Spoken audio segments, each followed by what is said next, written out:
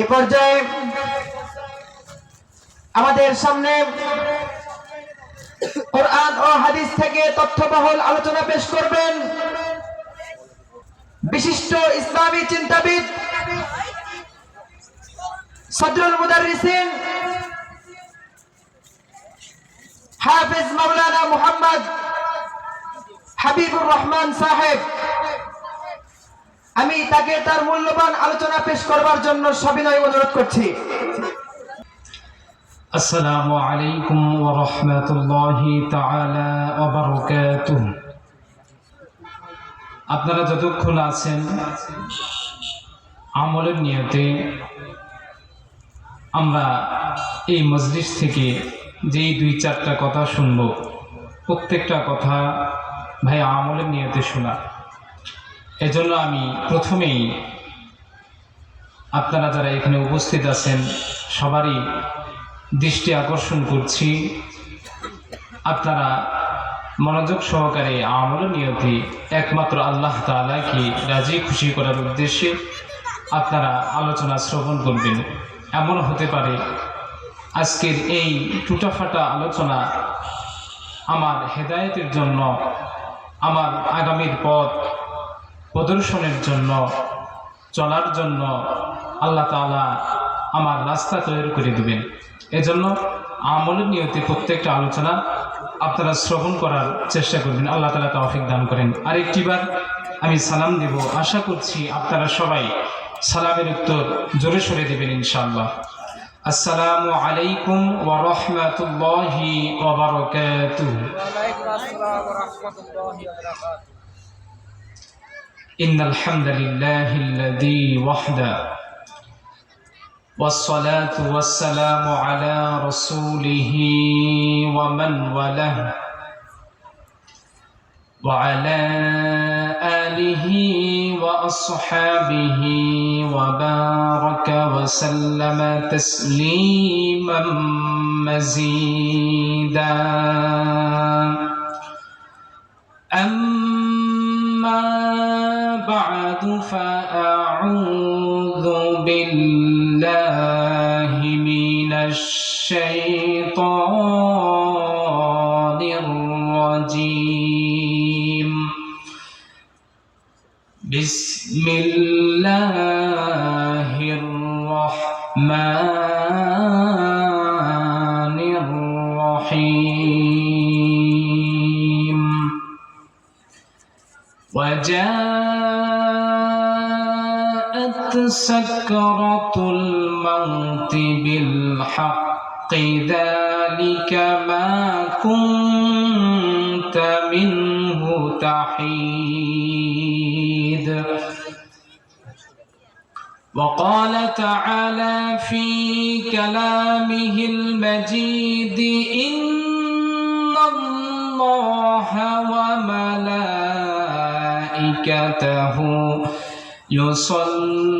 يصلون على النبي يا أيها الذين آمنوا صلوا عليه وسلموا تسليما. আমরা যারা এখানে উপস্থিত আছি সবাই আমরা অন্তরের অন্তঃস্থল থেকে একমাত্র বিশ্বনবী আখিরে নবীকে আমরা তিনাকে সন্তুষ্টি করার উদ্দেশ্যে সবাই জবান থেকে মহাব্বতের সহিত দুরূদ ইব্রাহিম পাঠ করি। আল্লাহুম্মা সাল্লি আলা মুহাম্মাদিন ওয়া আলা আলি মুহাম্মাদ কামা সাল্লাইতা আলা ইব্রাহিম ওয়া আলা আলি ইব্রাহিম ইন্নাকা হামিদুম মাজিদ.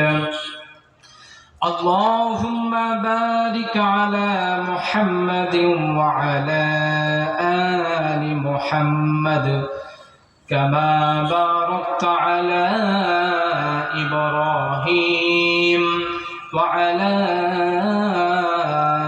آل إبراهيم إنك حميد مجيد سبحانك لا علم لنا إلا ما علمتنا إنك أنت العليم الحكيم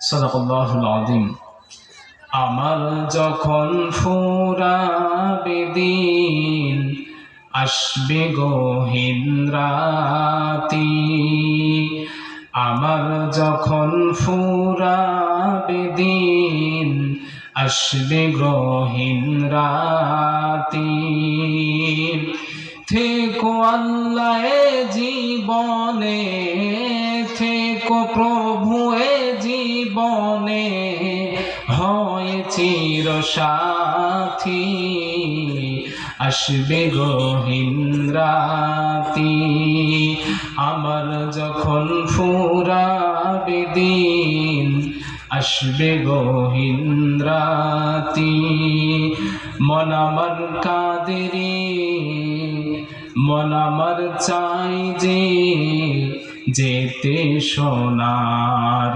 মাদিনা মন আমার কাঁদে রে মন আমার চাই যে যেতে সোনার মাদিনা আল্লাহ তাআলা আমাদের সবাইকে জীবনে একবার হলেও বিশ্বনবীর রওজা মুবারক আমাদের সবাইকে জিয়ারত করার তৌফিক দান করেন আমরা সবাই বলছি আমিন প্রিয় হাজরিন আজকে আমরা একটি বই থেকে একটি গাইডলাইন থেকে আলোচনা শুনব আপনারা সবাই জবান থেকে বলেন তো আমরা যেই বই থেকে আলোচনা শ্রবণ করব সেই বইয়ের নাম কি কোরআনুল কারীম বলেন তো এই কোরআনুল কারীমের মধ্যে কোনো সন্দেহ আছে নাকি এই কোরআনের মধ্যে কোনো সন্দেহ নাই কোনো সংশয় নাই এই কোরআনকে বিনা সন্দেহে আল্লাহ তাআলা নাযিল করেছেন রব্বুল আলামিন কোরআনুল কারীমের 2 নম্বর সূরা সূরাতুল বাকারার মধ্যে আল্লাহ তাআলা সেই কথা সুন্দর করে তুলে দিয়েছেন রব্বুল আলামিন বলেছেন যালিকাল কিতাবু লা রাইবা ফীহি আল্লাহ তাআলা বলেন যালিকাল কিতাবু লা রাইবা ফীহি এই বইয়ের মধ্যে কোনো সন্দেহ নাই কোনো সংশয় নাই এই বইয়ের মধ্যে সন্দেহের কোনো লেশ নাই এই বইকে বিনা সন্দেহে রব্বুল আলামিন গাইডলাইন স্বরূপ যিনি নাজিল করেছেন মুসলমান আমার কথা যদি বুঝে থাকেন তাহলে গলার আওয়াজ ছেড়ে দিয়ে বলেন তিনি কে আল্লাহ তাআলা এই বইকে গাইডলাইন স্বরূপ রব্বুল আলামিন নাযিল করেছেন আল্লাহ তাআলা পরের অংশের মধ্যে বলেছেন হুদাল লিল মুত্তাকিন রব্বুল আলামিন বলছেন যারা মুত্তাকি হবে যারা আমি আল্লাহ তাআলাকে ভয় করবে আমি আল্লাহ তাআলা তাদেরকে এই বইয়ের মাধ্যমে আমি আল্লাহ তাআলা তাদেরকে পথ দেখাবো সুবহানাল্লাহ প্রিয় হাজরিন আসুন আমরা আজকে আমাদের আরামকে আমাদের ঘোরাফেরাকে আমরা আমাদের ব্যস্ততাকে অপেক্ষা করি আজকে আমরা এই ন্যূনতম সময় এই অল্প সময় আমরা কোরআন শুনবো রাজি আছি মুসলমান আল্লাহ তাআলা তৌফিক দান করেন হযরতে আবু হুরায়রা রাদিয়াল্লাহু তাআলা আনহু থেকে বর্ণিত একটি হাদিস আছে এই হাদিসের মধ্যে আবু হুরায়রা রাদিয়াল্লাহু তাআলা আনহু তিনি বর্ণনা করেছেন আল্লাহর নবী সাল্লাল্লাহু আলাইহি ওয়াসাল্লাম বলেছেন যখন কোনো জায়গাতে কোরআনের আলোচনা হয় হাদিসের আলোচনা হয় আল্লাহ পাকের গুণকীর্তন গাওয়া হয় ওই জায়গার চতুর্দিকে আল্লাহর রহমতের ফেরেশতা বেষ্টন করেন আমরা সবাই বলছি সুবহানাল্লাহ প্রিয় ভাইরা এখানে আমরা কয়েকজন বসে আছি অথচ আমাদের সঙ্গে এখানে লক্ষ লক্ষ কোটি কোটি ফেরেশতা এখানে বসে আছে এই কথার মধ্যে কোনো সন্দেহ আছে নাকি রব্বুল আলামিন এই মুহূর্তে আল্লাহ তাআলা তিনার নিকটবর্তী ফেরেশতাদেরকে ডেকে ডেকে বলতেছেন ও আমার ফেরেশতারা শোনো আজকে তোমরা জানো নাকি বিরামপুর থানার জলকামরা গ্রামের মধ্যে একজন আমার গোলাম কোরআন থেকে আলোচনা করতেছে আর ওই জায়গার মধ্যে কিছু সংখ্যক মানুষ বসে তারা কোরআন শুনছে। ও ফেরেশতারা, তোমরা সাক্ষী থাকো, আমি আল্লাহ তাআলা ওই সমস্ত বান্দাদের জিন্দেগীর সমস্ত গুনাহ খাতা আমি আল্লাহ তাআলা মাফ করে দিলাম। সুবহানাল্লাহ। প্রিয় হাজরিন, গুনাহ মাফের দরকার আছে না নাই? বলেন তো, দুনিয়ার জিন্দেগি আমাদের আসল জিন্দেগি? আমাদের দুনিয়ার জিন্দেগি আসল জিন্দেগি নয়, দুনিয়ার এই স্থান আমাদের আসল স্থান নয়। প্রিয় হাজরিন, আমাদের সকলের জন্য সামনে এমন একটা জিন্দেগি, এমন একটা জায়গা আমাদের জন্য অপেক্ষা করতেছে। এই জায়গাতে মন না চাওয়া সত্ত্বেও আমাদের সবাইকে যাইতে হবে, এই কথার মধ্যে কোনো সন্দেহ নাই, ঠিক কিনা? আজকে আমার আলোচনার বিষয়বস্তু হচ্ছে, এই পৃথিবীতে আমরা এসেছি, এই পৃথিবী থেকে এমন একটা দিন চলে আসবে, এমন একটা সময় চলে আসবে, আমাদের সকলকে এই পৃথিবী থেকে যাইতে হবে। ভাই, এই কথার মধ্যে কোনো সন্দেহ আছে? এই পৃথিবী থেকে চলে যাওয়ার সর্বপ্রথম মাধ্যম, সর্বপ্রথম ঘাঁটি হচ্ছে মৃত্যু। সর্বপ্রথম স্টেশন কি ভাই? মৃত্যু। প্রিয় হাজরিন, কথা গুরুত্ব দিয়ে শুনবেন, মনোযোগ দিয়ে বুঝবেন। এই পৃথিবী থেকে চলে যাওয়ার জন্য প্রথম স্টেশন, প্রথম মাধ্যম হচ্ছে মৃত্যু। তার মানে মৃত্যুর এপারে দুনিয়া, মৃত্যুর ওপারে আখিরাত। আল্লাহু আকবার। প্রিয় হাজরিন, কথা খুব গুরুত্ব দিয়ে বুঝবেন, মনোযোগ দিয়ে শুনবেন। এই দুনিয়াতে রব্বুল আলামিন আমাকে আপনাকে দুনিয়াতে প্রেরণ করেছেন, অথচ এমন একটা সময় চলে আসবে, এমন একটা দিন চলে আসবে, সেই দিন মন না চাওয়া সত্ত্বেও আমাকে আপনাকে দুনিয়া থেকে চলে যেতে হবে, ঠিক কিনা? সুন্দর দুনিয়া ছেড়ে চলে যেতে চাই না এ মন, তবু চলে যেতে হয়। সুন্দর দুনিয়া ছেড়ে চলে যেতে চাই না এ মন, তবু চলে যেতে হয়, ঠিক কিনা? প্রিয় হাজরিন, দুনিয়া থেকে আমরা চলে যাব।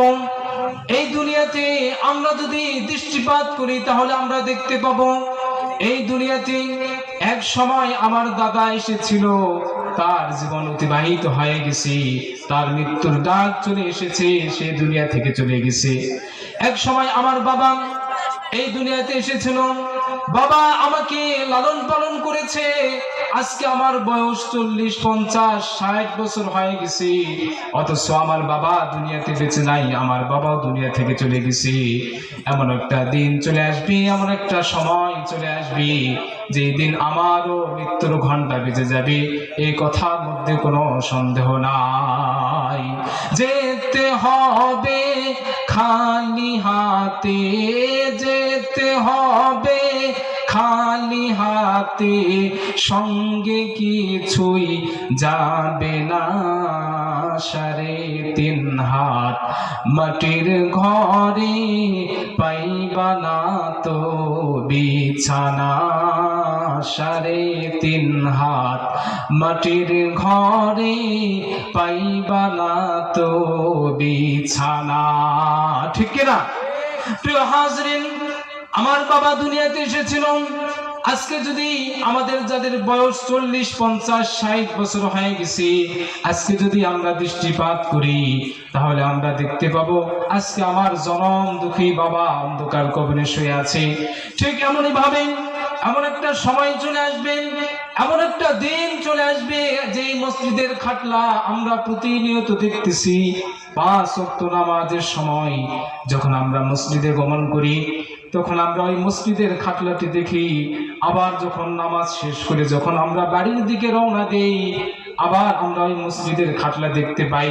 প্রিয় হাজরিন, এমন একটা দিন চলে আসবে, সেই দিন এই চাকাবিহীন মসজিদের খাটলাতে করে আমাকে আপনাকে নিয়ে যাওয়া হবে। আল্লাহু আকবার। কথা গুরুত্ব দিয়ে বুঝবেন। এই দুনিয়াতে আমরা এসেছি, দুনিয়া থেকে চলে যাব।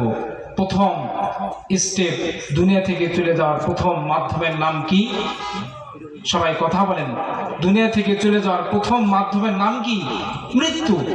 মৃত্যুর এপারে দুনিয়া, মৃত্যুর ওপারে আখিরাত। প্রিয় হাজরিন, মৃত্যু আসবে এই কথার মধ্যে কোনো সন্দেহ আছে নাকি?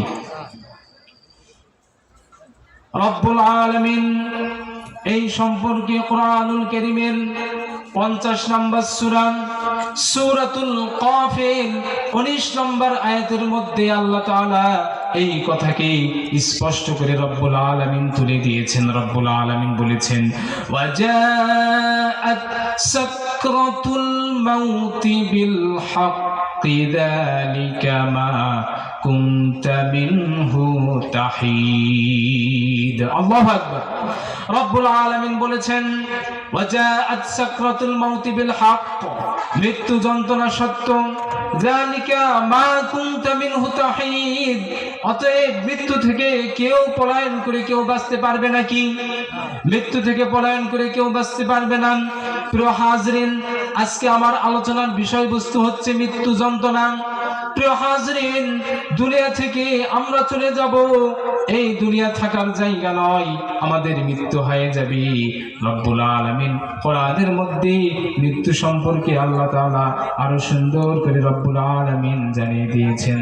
আল্লাহ তাআলা বলেছেন, ওয়ালাউ তারা ইয ইয়াতাওয়াফফাল্লাযীনা কাফারুল মালাইকাতু ইয়াযরিবুনা ওয়ুজুহাহুম ওয়া আদবারহুম ওয়া যুকু আযাবাল হারিক। আল্লাহু আকবার।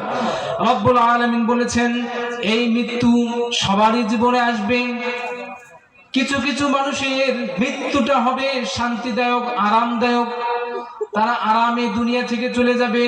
তাদের মৃত্যুটা হবে, তারা টের পাবে না, বুঝতে পারবে না, এই মৃত্যু যন্ত্রণা তাদেরকে পাকড়াও করবে না। পক্ষান্তরে কিছু কিছু মানুষের মৃত্যু এমন হবে, এই মৃত্যুর সময়, মৃত্যুর আগেই তাদের মৃত্যু হবে। মৃত্যুর আগে মৃত্যু হওয়া, বুঝেন? মৃত্যুর আগে মৃত্যু হওয়া মানে মৃত্যুর পূর্বে তার এমন অবস্থা হবে, সে নিজেই বলবে, আমার দুনিয়াতে বেঁচে থাকার আর কোনো স্বাদ নেই। ফেরেশতারা, তোমরা আমার রূহকে, আমার জানকে তোমরা বের করে নাও। আল্লাহু আকবার। প্রিয় হাজরিন, এমন অবস্থা কিছু কিছু মানুষের মৃত্যুর সময় ঘটবে। সম্মানিত হাজরিন, বদকার মানুষের মৃত্যু কেমন হবে জানার দরকার আছে না নাই? আবার নেককার ব্যক্তির মৃত্যুর যন্ত্রণা কেমন হবে, তাদের মৃত্যুটা কিভাবে হবে জানার দরকার আছে না নাই? আসুন আমরা কোরআন এবং হাদিস থেকে এই সম্পর্কে আলোচনা শুনি। সম্মানিত হাজরিন, এই পৃথিবীর মধ্যে যত সত্য রয়েছে, তন্মধ্য থেকে সর্বাধিক বস্তুনিষ্ঠ, সর্বাধিক অলঙ্ঘনীয়, সর্বাধিক মহাসত্যের নাম হচ্ছে মৃত্যু। মৃত্যু এমন একটি জিনিস, এই মৃত্যু যন্ত্রণা কমানোর মতো এই পৃথিবীতে আজ পর্যন্ত কোনো সায়েন্টিস্ট, কোনো ডাক্তার এই পৃথিবীতে আসতে পারে নাই। আপনারা কোনোদিন কোনো সাইনবোর্ড দেখছেন নাকি যে মৃত্যু যন্ত্রণা কমানোর ডাক্তার? এমন কোনো সাইনবোর্ড বাংলাদেশে, পৃথিবীতে কোনো কোথাও দেখছেন নাকি? অতএব মৃত্যু যন্ত্রণা এটি মহাসত্য। আল্লাহ তাআলা বলেছেন, ওয়াজাআত সাকরাতুল মাউতি বিল হক, মৃত্যু যন্ত্রণা হবে, মৃত্যু যন্ত্রণা সত্য। আমাদেরকে বুঝতে হবে নেককার ব্যক্তিদের মৃত্যুটা কেমন হবে আর বদকার ব্যক্তিদের মৃত্যুটা কেমন হবে, এই সম্পর্কে আজকে আমরা আলোচনা শুনবো। প্রিয় হাজরিন, আল্লাহর নবী সাল্লাল্লাহু আলাইহি ওয়াসাল্লামের কিছু সাহাবী এই মৃত্যু সম্পর্কে তিনারা বর্ণনা করেছেন। আল্লাহর নবীর একজন সাহাবী, তার নাম হযরতে সাদ্দাদ বিন আউস রাদিয়াল্লাহু তাআলা আনহু। তার নাম কি? সাদ্দাদ বিন আউস রাদিয়াল্লাহু তাআলা আনহু। তিনি বর্ণনা করেছেন, হাদিসের মধ্যে এসেছেন, হযরতে সাদ্দাদ বিন আউস রাদিয়াল্লাহু তাআলা আনহু বলেছেন, ও সাহাবীরা তোমরা শোনো শোনো, আমি সাদ্দাদ বিন আউসের যখন মৃত্যুর সময় হয়ে গেল, এই সাদ্দাদ বিন আউস আমার মৃত্যু যন্ত্রণা এত কঠিন হয়েছিল, এত কঠিন হয়েছিল, আমার মনে হয়েছিল আমার দুই কাঁধের উপরে পাহাড় চাপা দিয়ে রাখা হয়েছে। আমি সাদ্দাদের মৃত্যুর যন্ত্রণা এমন ছিল, আমার মনে হচ্ছিল আমার পায়ের মধ্যে সুই দিয়ে ফুটা করে পা থেকে ব্লাড বের করা হচ্ছে, রক্ত বের করা হচ্ছে। প্রিয় হাজরিন, কোন জীবন্ত মানুষের শরীরে যদি সুই দিয়ে তার শরীরের আঙ্গুলের মধ্যে, তার হাতের আঙ্গুলের মধ্যে, তার পায়ের তলার মধ্যে যদি সুই দিয়ে আঘাত করা হয়, রক্ত বের করা হয়, যন্ত্রণা কম হবে না বেশি হবে? সাদ্দাদ বিন আউস রাদিয়াল্লাহু তাআলা আনহু বললেন, আমার এমন যন্ত্রণা অনুভব হচ্ছে। প্রিয় হাজরিন, শুধু তাই নয়, হযরতে আল্লাহর নবীর সাহাবী হযরতে আনাস রাদিয়াল্লাহু তাআলা আনহু তিনি বর্ণনা করেছেন, তিনি বলেছেন, মৃত্যু যন্ত্রণা কেমন তোমরা শোনো, সাহাবীরা তোমরা শোনো, মৃত্যু যন্ত্রণা এত প্রখর, মৃত্যু যন্ত্রণা এত কঠিন যন্ত্রণা, কোন ব্যক্তিকে যদি 1000 বার তার শরীরের মধ্যে যদি তলোয়ার দিয়ে কোবানো হয়, আঘাত করানো হয়, তার শরীরের মধ্যে 1000 বার তলোয়ার দিয়ে আঘাত করলে যেই পরিমাণ কষ্ট অনুভব হবে, ও সাহাবীরা তোমরা শোনো, এর চাইতেও বেশি কষ্ট অনুভব হবে একজন বৎকার ব্যক্তির মৃত্যুর যন্ত্রণা। আল্লাহু আকবার। প্রিয় হাজরিন, মৃত্যু যন্ত্রণা সত্য না মিথ্যা? সাহাবীরা বর্ণনা করেছেন, আমি কি বানে বানে বলতেছি নাকি? হাদিসের কথা, সাহাবীরা এটি বর্ণনা করেছেন। শুধু তাই নয়, হযরতে আনাস রাদিয়াল্লাহু তাআলা আনহু তিনি বর্ণনা করেছেন, কোন জীবন্ত মানুষের মুখ দিয়ে যদি কোনো কাঁটাযুক্ত ডাল যদি তার মুখ দিয়ে পেটের ভিতরে ঢুকিয়ে দেওয়া হয়, আবার পুনরায় কোনো শক্তিশালী মানুষকে যদি বলা হয় যে তুমি ওই মানুষের পেটের ভিতর থেকে ওই কাঁটাযুক্ত ডালটি টেনে বের করো, প্রিয় হাজরিন কথা ভালোভাবে বুঝবেন, তার মুখ দিয়ে পেটের মধ্যে কাঁটাযুক্ত ডাল ঢুকিয়ে দেওয়া হয়েছে। আবার শক্তিশালী মানুষকে অর্ডার করা হয়েছে, তুমি ওই ব্যক্তির পেটের ভিতর থেকে ওই কাঁটাযুক্ত ডালটি টেনে বের করো। প্রিয় হাজরিন, এই কথা থেকে একটি বিষয় ক্লিয়ার হয়ে যায় যে ফেরেশতারা যখন একজন বৎকার ব্যক্তির যখন জান কবজ করবেন, তার লোমটা যখন বের করবেন, যেমন ভাবে ওই কাঁটাযুক্ত ডালটি পেটের ভিতর থেকে বের করলে যেই পরিমাণ কষ্ট একজন জীবন্ত মানুষের অনুভব হবে, এর চেয়েও বেশি কষ্ট অনুভব হবে একজন বৎকার ব্যক্তির মৃত্যুর যন্ত্রণার কষ্ট। আল্লাহু আকবার।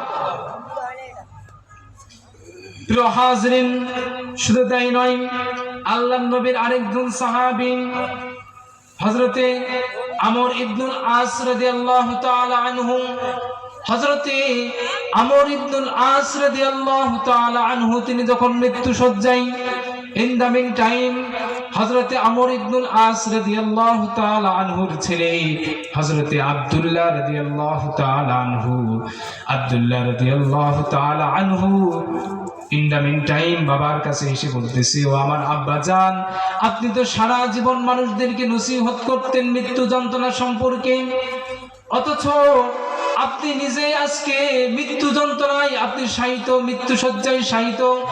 অতএব ও আমার বাবা, ও আমার আব্বা জান, আপনি একটু আমাকে বলেন, আপনি একটু আমাকে নসিহত করেন, আপনার আজকে কেমন যন্ত্রণা অনুভব হচ্ছে আমার আব্বা।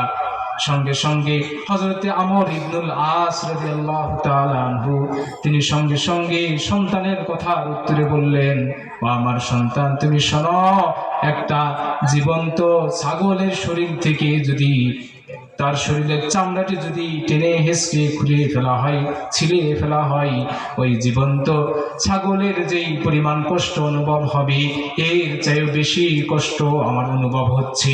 আল্লাহু আকবার। প্রিয় হাজরিন, মৃত্যু যন্ত্রণা সত্য না মিথ্যা? মৃত্যু যন্ত্রণা সত্য, এই কথার মধ্যে কোনো সন্দেহ আছে নাকি? এই কথার মধ্যে কোনো সন্দেহ নেই। রব্বুল আলামিন কোরআনের মধ্যে মৃত্যু সম্পর্কে আল্লাহ তাআলা নসিহত করেছেন। আল্লাহ তাআলা বলেছেন, লা তুফাত্তাহু লাহুম আবওয়াবুস সামাই ওয়া লা ইয়াদখুলুনাল জান্নাতা হাত্তা ইয়ালিজাল জামালু ফি সাম্মিল খিয়াত। আল্লাহ তাআলা বলেছেন, মৃত্যু যন্ত্রণা এটি সাধারণ কোনো যন্ত্রণা নয়। মৃত্যু যন্ত্রণা কিছু ভেদ আছে, মৃত্যু যন্ত্রণার কিছু প্রকার আছে। প্রিয় হাজরিন, আজকে আমরা কয়েকটি স্টেপে এই মৃত্যু যন্ত্রণা সম্পর্কে আমরা অবগত হব। হযরতে মূসা আলাইহিস সালাম আল্লাহর একজন জলিলুল কদর পয়গম্বর, সাইয়েদনা হযরতে মূসা আলাইহিস সালাম তিনি যখন মৃত্যুবরণ করলেন, তিনার মৃত্যু হয়ে গেল, তিনার জানটা, তিনার রূহটা যখন মালাকুল মউত তিনার রূহটা বের করে যখন আল্লাহর সামনে হাজির করলো, আল্লাহর সামনে উপস্থিত করলো, সঙ্গে সঙ্গে রব্বুল আলামিন যখন সাইয়েদনা মূসা আলাইহিস সালামের জানটা যখন দেখলেন, সঙ্গে সঙ্গে আল্লাহ তাআলা মূসা আলাইহিস সালামকে প্রশ্ন করলেন, ও মূসা, তুমি তো মৃত্যুবরণ করেছো, মালাকুল মাউত তোমার জানটি কবজ করেছি, ও মূসা তুমি একটু বলো তোমার মৃত্যুর সময় কেমন যন্ত্রণা অনুভব হয়েছিল। সঙ্গে সঙ্গে আল্লাহর পয়গম্বর মূসা আলাইহিস সালাম উত্তরে বললেন, ওগো আল্লাহ, আমি সত্য করে বলছি, ওগো রব, ওগো আল্লাহ, আমার যখন মৃত্যুর সময় ঘনিয়ে আসলো, আমার এত কষ্ট অনুভব হচ্ছিল, আমার মনে হচ্ছিল যেমন আকাশ দিয়ে যদি কোনো পাখি উড়ে যায়, ওই উড়ন্ত পাখিকে যদি আগুনের মধ্যে নিক্ষেপ করা হয়, উড়ন্ত পাখির যেই পরিমাণ আগুনে পড়ার কারণে যেই পরিমাণ কষ্ট অনুভব হবে, এর চাইতেও বেশি কষ্ট আমি মূসার অনুভব হয়েছিল। আল্লাহু আকবার। প্রিয় হাজরিন, শুধু তাই নয়, মালাকুল মউত এমন চেহারা নেই, বৎকার ব্যক্তির রূহ, মানুষদের রূহ তিনি বের করতে আসেন, রূহ কবজ করতে আসেন। হাদিসের মধ্যে এসেছে, আল্লাহর নিকটতম পয়গম্বর হযরত ইব্রাহিম খলিলুল্লাহ আলাইহিস সালাম, নবীর নাম কি? ইব্রাহিম। ইব্রাহিম আলাইহিস সালাম তিনি একবার মালাকুল মাউতকে প্রশ্ন করলেন, ও মালাকুল মাউত, তুমি তো মানুষদের জান কবজ করার কাজে নিয়োজিত আছো, তুমি একটু বলো, তুমি যখন মানুষদের জান কবজ করো তখন তুমি কি রূপ ধারণ করো, কি রূপ তোমার হয়?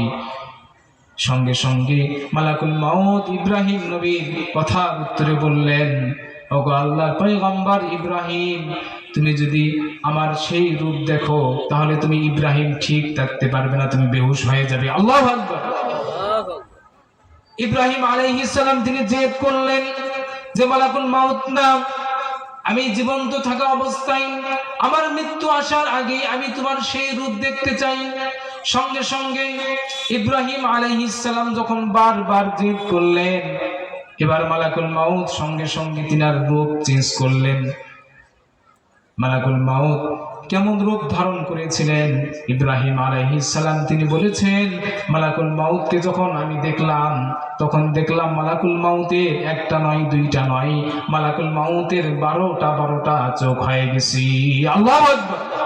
শুধু তাই নয়, মালাকুল মাউতের পুরো শরীরটা কাঁটাযুক্ত শরীর হয়ে গেছে, তার শরীরের মধ্যে এমন কোনো জায়গা নাই, মানুষদের শরীরের যেমন ভাবে পশম বের হয়ে থাকে, পশম থাকে তার শরীরের ইঞ্চি ইঞ্চি জায়গায় পশম থাকে।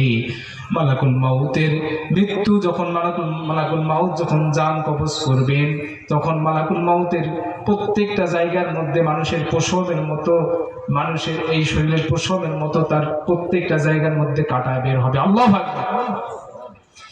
এই কাঁটাযুক্ত শরীর ইব্রাহিম আলাইহিস সালাম দেখলেন।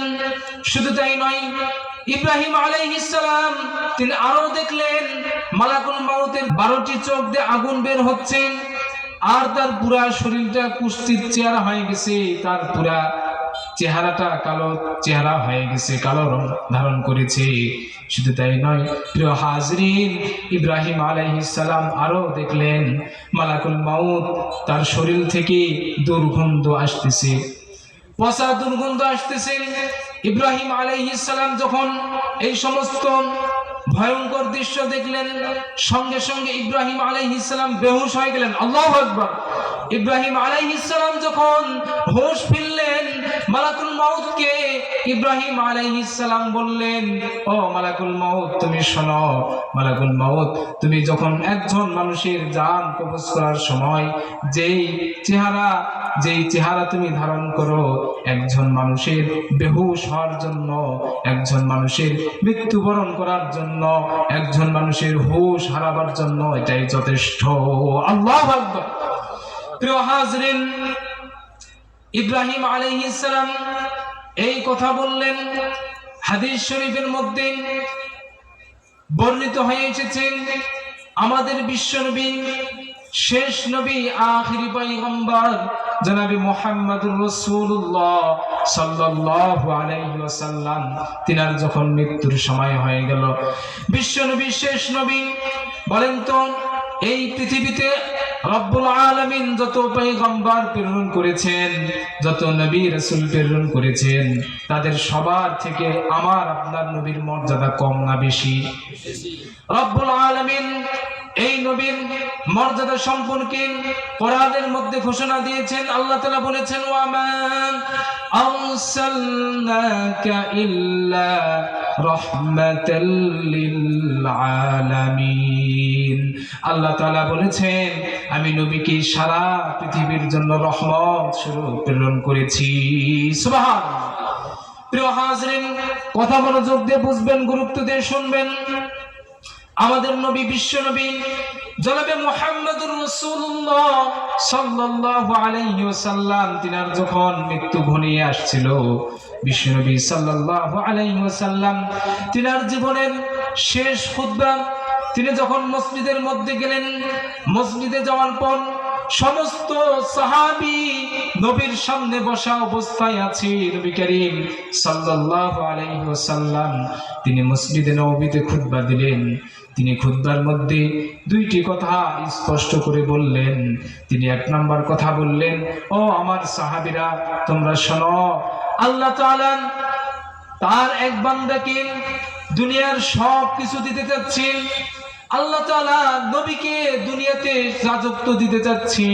আল্লাহ তাআলা তার এই প্রিয় হাবিবকে আল্লাহ তাআলা দুনিয়াতে আরো কিছুদিন রাখতে চাচ্ছি। কিন্তু নবী করিম সাল্লাল্লাহু আলাইহি ওয়াসাল্লাম তিনি বললেন, ও আমার সাহাবীরা, আল্লাহ তাআলা আমাকে সব কিছু দিতে যাচ্ছে, কিন্তু আমি আল্লাহর দিদারের জন্য মগ্ন হয়ে গেছি। সুবহানাল্লাহ। প্রিয় হাজরিন, নবী করিম সাল্লাল্লাহু আলাইহি ওয়াসাল্লাম যখন খুতবার মাধ্যমে এই কথা বললেন, খুতবা যখন শেষ হয়ে গেল, আল্লাহর নবীর নিকটতম সাহাবী, ইসলামের প্রথম খলিফা, আল্লাহর নবীর নিকটতম সাহাবী হযরতে আবু বকর সিদ্দিক রাদিয়াল্লাহু তাআলা আনহু, তিনি দুইটা চোখ দিয়ে দরদর করে তিনার চোখ দিয়ে পানি পড়তেছে। আবু বকর রাদিয়াল্লাহু তাআলা আনহু মসজিদের এক কোণায় গিয়ে হাউমাউ করে কাঁদতেছে। সাহাবীরা যখন আবু বকর রাদিয়াল্লাহু তাআলা আনহুকে জিজ্ঞাসা করলেন, ওগো আল্লাহর নবীর বন্ধু আবু বকর, তুমি এত পরিমাণে কান্না করতেছো কেন?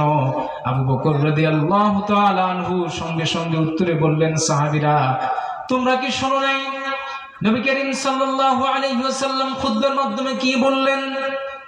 যে নবীর জন্য আমার এত পরিমাণে সম্পদ ছিল, আমি আবু বকর আমার সম্পদের দিকে তাকাই নাই।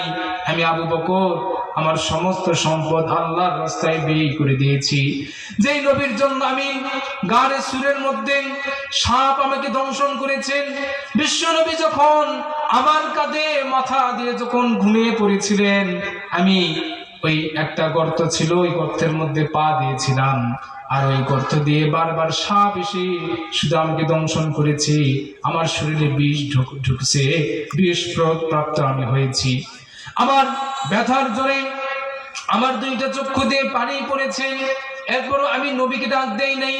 আমার নবী ঘুমিয়ে পড়েছেন, আমি নবীকে ডাক দিব, আমার নবীর ঘুম নষ্ট হয়ে যাবে, আমার নবী কষ্ট পাবে। যার কারণে আমি আবু বকর সাপের বিষ আমি সহ্য করেছি, আমার নবীকে ডাক দেই নাই। যেই নবীর জন্য আমি এত কষ্ট করেছি, যেই নবীর গায়ে যেন একটা আঁচড় না লাগে। নবীকে যখন কাফেররা আঘাত করতে আসতো, আমি আবু বকর নিজের বুকটা পেতে দিতাম যেন নবীকে আঘাত লাগার আগে আমি আবু বকরকে আঘাত লাগে। আল্লাহু আকবার। প্রিয় হাজরিন, আবু বকর রাদিয়াল্লাহু তাআলা আনহু নবীর মুখে এই খুতবা শুনে হাউমাউ হাউমাউ করে মসজিদে নববীর এক কিনারায় কাঁদতেছেন। আবু বকর রাদিয়াল্লাহু তাআলা আনহু তিনি সাহাবীদেরকে বললেন, আমার সাহাবীরা তোমরা শোনো, বিশ্বনবী দুনিয়া থেকে চলে যাবেন, এই কথা শুনে আমাকে অনেক কষ্ট লাগতেছে। আল্লাহু আকবার। প্রিয় হাজরিন, আল্লাহর নবী সাল্লাল্লাহু আলাইহি ওয়াসাল্লাম যখন খুতবা দিয়ে ভাষণ দিয়ে যখন বাড়িতে চলে গেলেন, মৃত্যুর পূর্বে নবীর কি অবস্থা হয়েছিল গুরুত্ব সহকারে শোনেন। প্রিয় হাজরিন, খুতবা দিয়ে যখন বিশ্বনবী বাড়িতে চলে গেলেন, বাড়িতে যাওয়ার পর বিশ্বনবীকে প্রচন্ড পরিমাণে জ্বর আক্রমণ করলো। প্রিয় হাজরিন, বিশ্বনবী সাল্লাল্লাহু আলাইহি ওয়াসাল্লাম তিনি চাদর মোড়া দিয়ে তিনি শুয়ে থাকলেন। এমন সময় যখন এশারের আজান হয়ে গেল, শুক্রবারের দিন যখন এশার আজান হয়ে গেল, সাহাবীরা মসজিদে নববীর মধ্যে জামাত করবেন, বিশ্বনবীর পিছনে নামাজ আদায় করবেন। সাহাবীরা অপেক্ষা করতেছেন, কিন্তু বিশ্বনবী আসতেছেন না। কিছু সংখ্যক সাহাবী সঙ্গে সঙ্গে নবী করিম সাল্লাল্লাহু আলাইহি ওয়াসাল্লামের বাড়িতে চলে গেলেন। যাওয়ার পর তিনারা দেখলেন বিশ্বনবী জ্বরে আক্রান্ত হয়ে তিনি পড়ে আছেন। কিছুক্ষণ পর যখন বিশ্বনবীর হুঁশ ফিরল, নবী করিম সাল্লাল্লাহু আলাইহি ওয়াসাল্লাম সাহাবীদের কাঁধের মধ্যে হাত দিয়ে তিনি যখন মসজিদে নববীতে যাবেন, আবার তিনি হুঁশ হারিয়ে ফেললেন, বেহুশ হয়ে গেলেন। আবার যখন হুঁশ ফিরল, পুনরায় তিনি সাহাবীদের কাঁধের মধ্যে হাত দিলেন, মসজিদে যাবেন, মসজিদ নববীতে যাবেন, তিনি ইমাম হয়ে সাহাবীদেরকে নামাজ আদায় করাবেন, নামাজ পড়বেন, কিন্তু তিনি আবার বেহুশ হয়ে পড়ে গেলেন। বিশ্বনবী সাল্লাল্লাহু আলাইহি ওয়াসাল্লাম তৃতীয়বার যখন হুঁশ ফিরল, বিশ্বনবী সাল্লাল্লাহু আলাইহি ওয়াসাল্লাম বললেন, ও আমার সাহাবীরা, আর মনে হয় আমি নবী মসজিদে যাইতে পারবো না, তোমরা এক কাজ করো, আমার জায়গাতে আমার বন্ধু আবু বকরকে তোমরা দাঁড়িয়ে দাও। আল্লাহু আকবার। প্রিয় হাজরিন, ওই নামাজের ওয়াক্তটা, এশার নামাজের ওয়াক্তটা এমন ওয়াক্ত ছিল, ওই দিন সমস্ত সাহাবী যখন মুসল্লি হয় পিছনের কাতারে, আল্লাহর নবীর নিকটতম সাহাবী, আল্লাহর নবীর বন্ধু, ইসলামের প্রথম খলিফা সাইয়েদনা আবু বকর রাদিয়াল্লাহু তাআলা আনহু যখন ইমাম হয়ে ইমামতির জায়গাতে যখন দাঁড়ালেন, সাইয়েদনা আবু বকর রাদিয়াল্লাহু তাআলা আনহু তিনি যখন নামাজ আরম্ভ করলেন, আবু বকর রাদিয়াল্লাহু তাআলা আনহু দুইটা চোখ দিয়ে অঝরে পানি পড়তেছে। সমস্ত সাহাবী ওই নামাজের সময় হাউমাউ করে কেঁদেছেন যে বিশ্বনবীর পিছনে আমরা এতদিন নামাজ পড়েছি, আমাদের মনে হচ্ছে যেহেতু আবু বকর বিশ্বনবীর জায়গাতে দাঁড়িয়ে গেছে, নবী করিম সাল্লাল্লাহু আলাইহি ওয়াসাল্লামের জায়গাতে আবু বকর দাঁড়িয়ে গেছে, আমাদের মনে হচ্ছে আর বিশ্বনবীকে আমরা ইমামতের জায়গাতে পাবো না। আল্লাহু আকবার। বিশ্বনবী সাল্লাল্লাহু আলাইহি ওয়াসাল্লাম যখন সোমবারের দিন মৃত্যুশয্যায় শায়িত, তিনি একটা পানির পাত্রের মধ্যে হাত দিয়ে কাতরাচ্ছেন। পানির পাত্রের মধ্যে হাত দিয়ে বিশ্বনবী সাল্লাল্লাহু আলাইহি ওয়াসাল্লাম কাতরাচ্ছেন আর এই কথা বলতেছিলেন। বিশ্বনবী সাল্লাল্লাহু আলাইহি ওয়াসাল্লাম ওই সময় বলেছিলেন, আল্লাহুম্মা ইন্নী আলা গামারাতিল মাউত ওয়া সাকারাতিল মাউতি ইন্না লিল মাউতি লাসাকারাত। বিশ্বনবী সাল্লাল্লাহু আলাইহি ওয়াসাল্লাম মৃত্যুর পূর্বে বলেছিলেন যে মৃত্যু যন্ত্রণা এটি পরম একটি সত্য যন্ত্রণা। বিশ্বনবী বলেছিলেন, আল্লাহ মৃত্যু যন্ত্রণা থেকে আমাকে আপনি রক্ষা করেন। আল্লাহু আকবার। নবীর মৃত্যু এত কষ্ট নবী করিম সাল্লাল্লাহু আলাইহি ওয়াসাল্লাম পেয়েছিলেন। প্রিয় হাজরিন, একজন মানুষের যখন মৃত্যুর সময় হয়ে যায়, তার কাছে প্রাথমিক অবস্থায় 4 জন ফেরেশতা আসে। কয়জন ফেরেশতা? 4 জন ফেরেশতা আসে। একজন ফেরেশতা তিনি খাদ্য সংস্থার ফেরেশতা। খাদ্য সংস্থার ফেরেশতা ওই মৃত্যু শয্যায় শায়িত ব্যক্তির পাশে এসে বলে, ও বান্দা, আমি তোমার জন্য এই দুনিয়ার পূর্ব দিক থেকে নিয়ে পশ্চিম দিগন্ত পর্যন্ত আমি তোমার জন্য এক মুঠ খাদ্য আমি তোমার জন্য সংগ্রহ করতে চাইলাম। আমি তোমার জন্য এক মুষ্টি খাবার আমি খুঁজলাম, কিন্তু বান্দা আফসোস, তোমার জন্য আমি এই দুনিয়ার পূর্ব দিক থেকে নিয়ে পশ্চিম দিগন্ত পর্যন্ত খাদ্য খুঁজলাম, কিন্তু তোমার জন্য আমি এক মুঠ খাদ্য পেলাম না। আল্লাহু আকবার। অতএব বান্দা, তোমার সময় ফুরিয়ে গেছে, তোমার সময় শেষ হয়ে যাচ্ছে, তুমি আর বেশি দিন এই দুনিয়াতে বাঁচবা না। প্রিয় হাজরিন, এই ফেরেশতা যখন চলে যায়, তখন ওই মৃত্যু শয্যায় শায়িত ব্যক্তির জন্য দ্বিতীয় ফেরেশতা আসেন। দ্বিতীয় নম্বর ফেরেশতা এসে বলেন, ও বান্দা, আমি পানি সরবরাহের ফেরেশতা। আমি তোমার জন্য এই দুনিয়ার পূর্ব দিক থেকে নিয়ে পশ্চিম দিগন্ত পর্যন্ত তোমার জন্য আমি এক ঢোক পানি, এক গ্লাস পানি তোমার জন্য আমি খুঁজলাম, কিন্তু বান্দা আফসোস, তোমার জন্য আমি এক ঢোক পানি খুঁজে পেলাম না। আল্লাহু আকবার। তখন ওই ফেরেশতা ওই মৃত্যু শয্যায় শায়িত ব্যক্তিকে বলতে থাকেন, ও বান্দা, তোমার আর বেশি টাইম নাই, তোমার টাইম ফুরিয়ে গেছে, টাইম ইজ ফিনিশ, তোমার সময় শেষ, তুমি এখন মৃত্যুবরণ করবা। এই কথা বলে ওই ফেরেশতা চলে যায়। এরপরে ওই মৃত্যু শয্যায় শায়িত ব্যক্তির জন্য তৃতীয় ফেরেশতা চলে আসেন। তৃতীয় ফেরেশতা এসে বলে, ও বান্দা, আমি শ্বাস নিঃশ্বাস সরবরাহের ফেরেশতা। আমি এই পৃথিবীর তোমার জন্য পৃথিবীর পূর্ব দিক থেকে নিয়ে পশ্চিম দিগন্ত পর্যন্ত তোমার জন্য আমি শ্বাস খুঁজলাম, যে তুমি একবার শ্বাস নিবা, একবার নিঃশ্বাস ছেড়ে দিবা, একবার তুমি শ্বাস নিবা, শ্বাস গ্রহণ করবা, আর একবার তুমি শ্বাস ছেড়ে দিবা। অথচ আমি পৃথিবীর পূর্ব দিক থেকে নিয়ে পশ্চিম দিগন্ত পর্যন্ত খুঁজলাম, কিন্তু বান্দা আফসোস করে লাভ নাই, তোমার জন্য আমি একবার শ্বাস নেওয়ার, শ্বাস ছেড়ে দেওয়ার আমি শ্বাসটুকু খুঁজে পেলাম না। অতএব তোমার মৃত্যুর সময় ঘনিয়ে আসছে, তুমি মৃত্যুবরণ করবা। এই কথা বলে মৃত্যু শয্যায় শায়িত ব্যক্তির জন্য চতুর্থ নম্বর ফেরেশতা আসেন। এই ফেরেশতা এসে বলেন, ও বান্দা, আমি দুনিয়াতে পথ যুগলের কাজে নিয়োজিত ছিলাম। বান্দা, আমি তোমার জন্য এই পৃথিবীতে, তুমি এই পৃথিবীতে একটা ধাপ মারবে, একটা কদম মারবে, এমন জায়গা আমি তোমার জন্য খুঁজলাম। অথচ বান্দা, আমি তোমার জন্য এই পথ, তোমার জন্য এই পথ দেওয়ার জায়গা আমি তোমার জন্য খুঁজে পেলাম না। বান্দা, তোমার সময় ফুরিয়ে গেছে, তোমার সময় শেষ হয়ে গেছে, টাইম ইজ ফিনিশ, তুমি এখন মৃত্যুবরণ করবা। এই কথা বলে ওই ফেরেশতা চলে যায়। প্রিয় হাজরিন, মৃত্যু আসবে, কথার মধ্যে কোনো সন্দেহ আছে নাকি?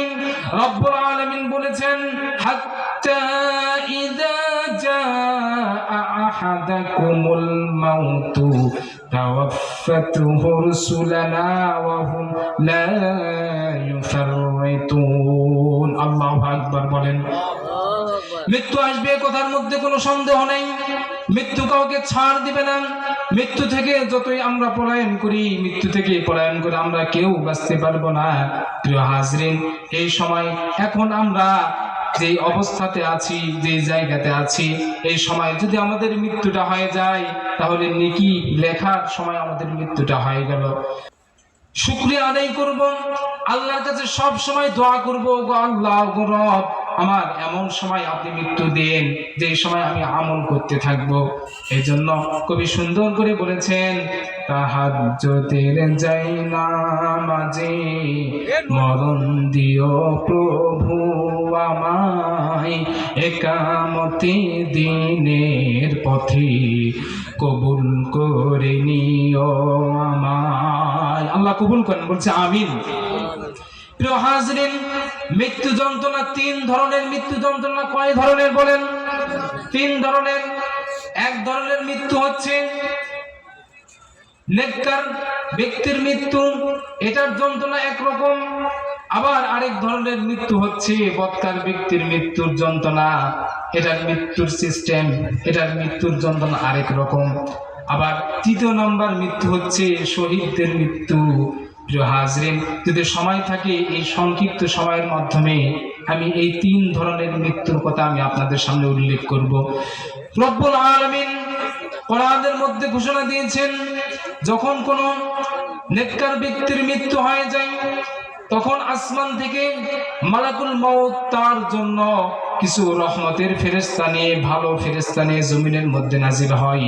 ভালো ফেরেশতারা জমিনের মধ্যে আসার পর ওই মৃত্যুশয্যায় শায়িত ব্যক্তির চতুর্দিকে তারা বেষ্টন করে, চতুর্দিকে তারা বসার পর মালাকুল মউত বলতে থাকে, ইয়া আইয়াতুহান নাফসুল মুতমাইন্নাহ। মালাকুল মউত তিনি বলতে থাকেন যে হে সম্মানিত আত্মা, তুমি বের হও। প্রিয় হাজরিন, নেককার ব্যক্তিকে যখন তার আত্মাকে মালাকুল মউত যখন ডাকতে থাকে, নেককার ব্যক্তির তার আত্মাটা, তার রূহটা ধীরে ধীরে তার রূহটা বুকের মধ্যে চলে আসে। এরপরে মালাকুল মউত সুন্দরভাবে আরামে, যেন ওই বান্দা কষ্ট না পায়, মালাকুল মউত সুন্দরভাবে তার রূহটা বের করে নেয়। আর যখন কথা গুরুত্ব দিয়ে বুঝবেন, আর যখন বৎকার ব্যক্তির মৃত্যুর সময় হয়ে যায়, বৎকার ব্যক্তির, আলহামদুলিল্লাহ আমাদের মাঝে দ্বিতীয় মেহমান আমার উস্তাদ হযরত মাওলানা মুফতি ইউসুফ কাসেমি, তিনি আমাদের মাঝে চলে এসেছেন। আমরা সবাই হুজুরের জন্য জোরে সোরে একটা তাকবীর বলি, নারায়ে তাকবীর, নারায়ে তাকবীর। জলকানাবাসীর পক্ষ থেকে, অত্র মাহফিলের পক্ষ থেকে নারায়ে তাকবীর।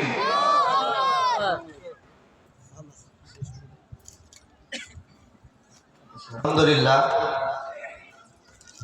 আমরা দীর্ঘ সময় হাফেজ মোহাম্মদ হাবিবুর রহমানের মুখ থেকে কোরআন ও হাদিসের মূল্যবান নসিহত শুনলাম। আমরা তার জন্য দোয়া করি, আল্লাহ তাআলা তার ইলম এবং আমলের মধ্যে বারাকাত দান করুন। সবাই আল্লাহুম্মা আমিন। আলহামদুলিল্লাহ, আমাদের দ্বিতীয় আলোচক হযরত হাফেজ মাওলানা মুফতি ইউসুফ কাসেমি বারাকাল্লাহু ফি হায়াতি আমাদের সামনে উপস্থিত। হুজুর একটু পরেই আলোচনা শুরু করবে ইনশাআল্লাহ।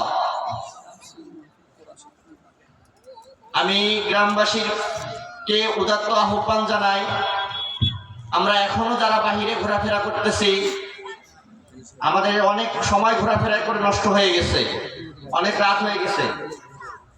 মেহেরবানি করে ওলামাদের সম্মানার্থে আমরা আমাদের গল্পর সময়কে নষ্ট করে বাহিরে ঘোরাফেরা না করে আমরা মাহফিলের প্যান্ডেলের মধ্যে অংশগ্রহণ করবো ইনশাআল্লাহ। এ পর্যায়ে মূল্যবান নসিহত পেশ করবেন হযরত হাফেজ মাওলানা মুফতি ইউসুফ কাসেমি বারাকাল্লাহু ফি হায়াতি, প্রতিষ্ঠাতা পরিচালক জামিয়া রশিদিয়া খঞ্জনপুর জয়পুরহাট। হযরতকে তার নসিহত পেশ করার জন্য অনুরোধ জানাচ্ছি। আসসালামু আলাইকুম ওয়া রাহমাতুল্লাহি ওয়া বারাকাতুহু।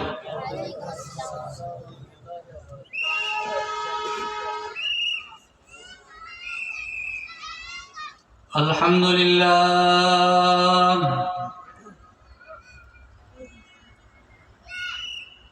الحمد لله نحمده ونستعينه ونؤمن به ونتوكل عليه